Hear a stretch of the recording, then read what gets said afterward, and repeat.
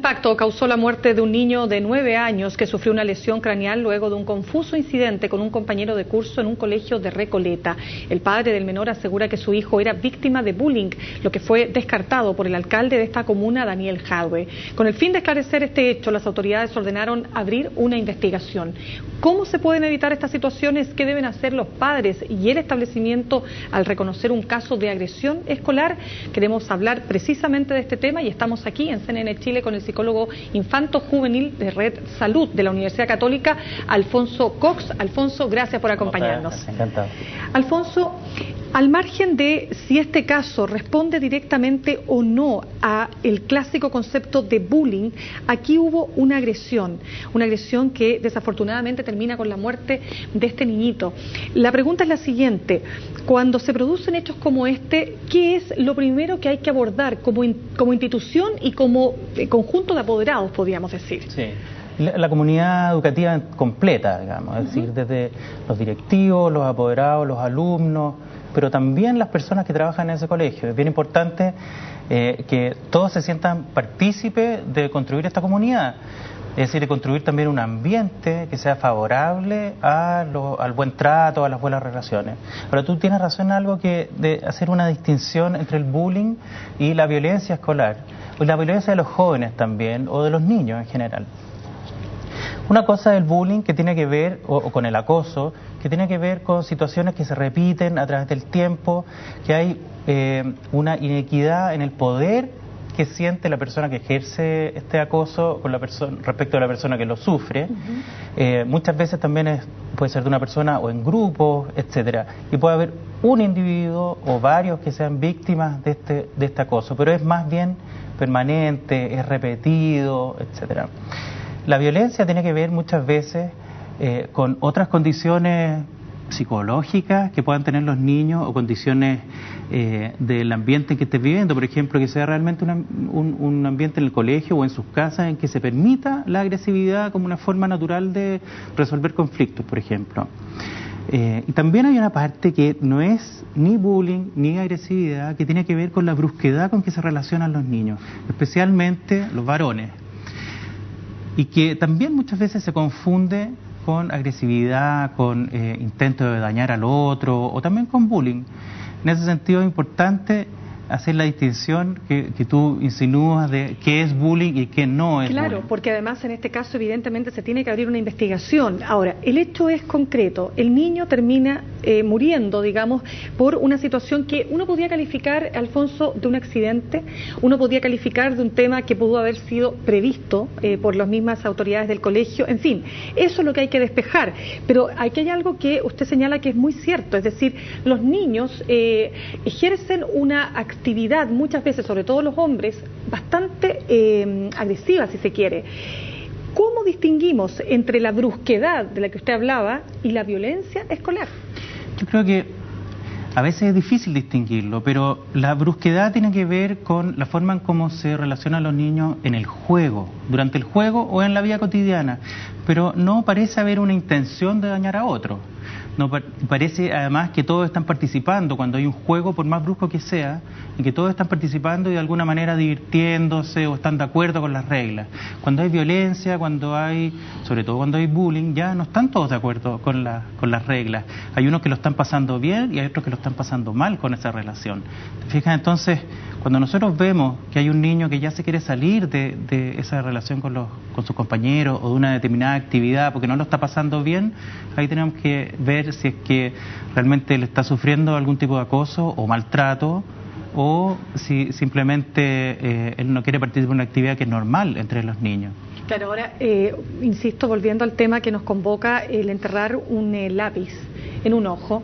Por eso digo, puede ser un accidente, a lo mejor el niño tenía el lápiz, se produjo una situación y se lo enterró, o derechamente la intención era aquella. Bueno, lo que hay que hacer de todas maneras es que uno tiene que no solamente investigar qué pasó, sino que también evaluar con el propio niño que está involucrado en esta acción violenta, cómo está él, en el fondo, desde el punto de vista psicológico, cómo es la relación históricamente que ha tenido con sus otros compañeros, cómo es su situación familiar, etcétera.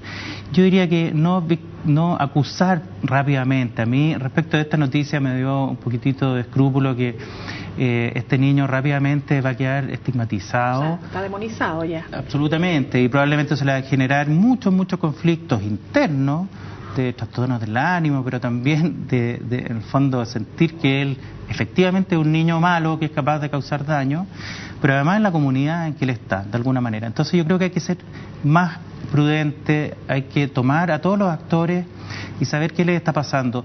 Incluso en el caso de que este niño hubiera sufrido bullying, tomar a los que son los victimarios y saber también qué les está pasando, por qué incurren en las conductas que incurren, porque un niño por naturaleza no va a querer dañar a otros si no tiene o si no cree tener alguna razón o si no está reaccionando de una manera que él haya aprendido. Entonces, ese es un niño, efectivamente, como algunos han dicho, que también necesita ayuda. Por supuesto. Alfonso, ¿qué es lo que más le toca ver a usted en este tipo? Hemos hablado de 3 puntos: bullying, violencia escolar y brusquedad en la relación, en la dinámica infantil, que, ojo, también podría darse en mujeres, pero claro, es más habitual en los hombres. ¿Qué es lo que más le toca ver? Sí. A mí, en las mujeres se ve, pero es una brusquedad que tiene que ver más con las relaciones sociales.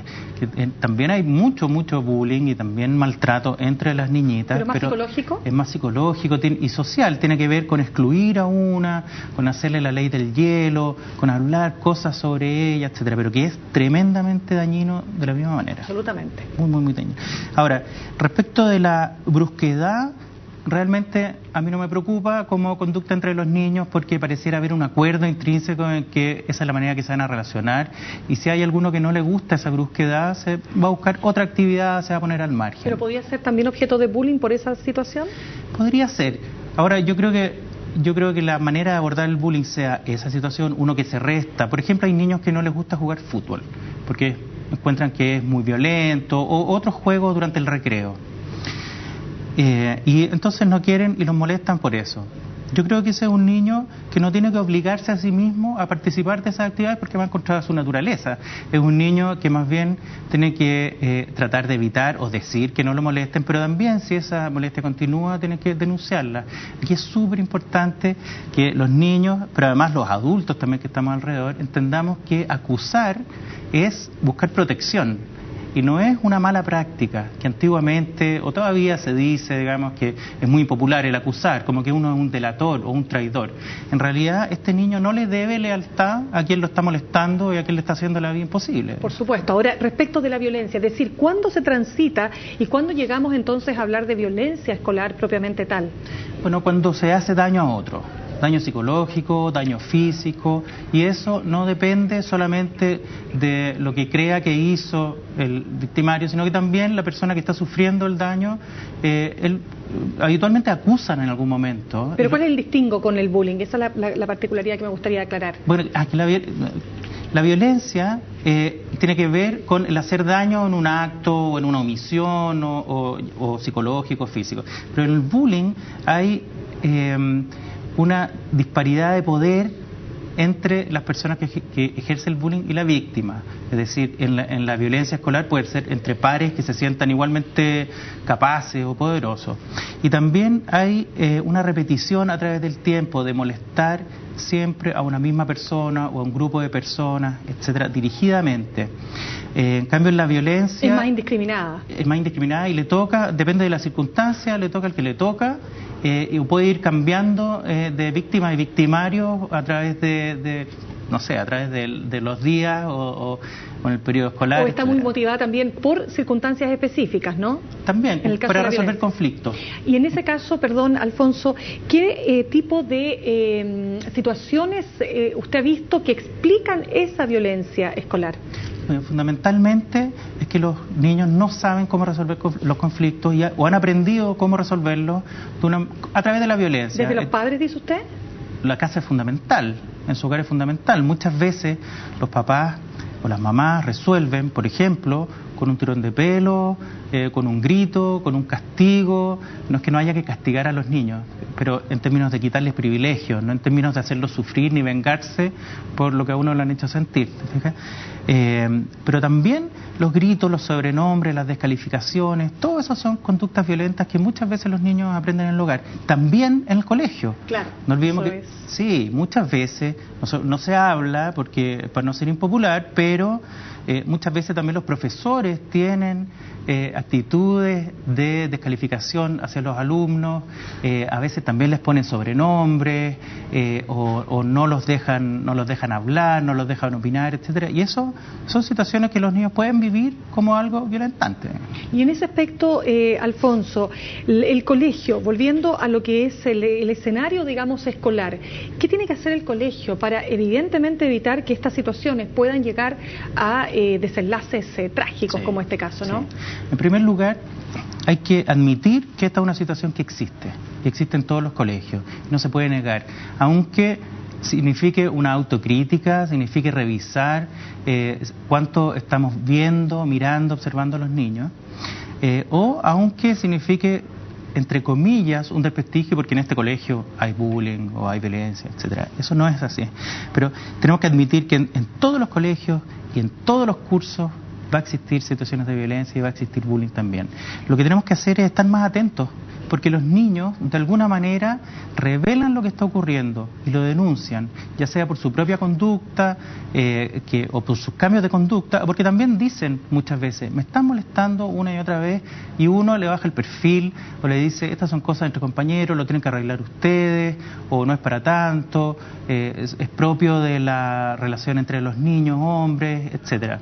Y nosotros tenemos que escuchar al que está sufriendo y al que dice que lo molestan y al que dice que lo acosan y protegerlo. Alfonso, para cerrar, cuando pasan hechos como este, ¿qué recomienda usted? Yo sé que cada caso es distinto, pero en general, ¿es recomendable retirar al niño o niña agredido o agredida del colegio?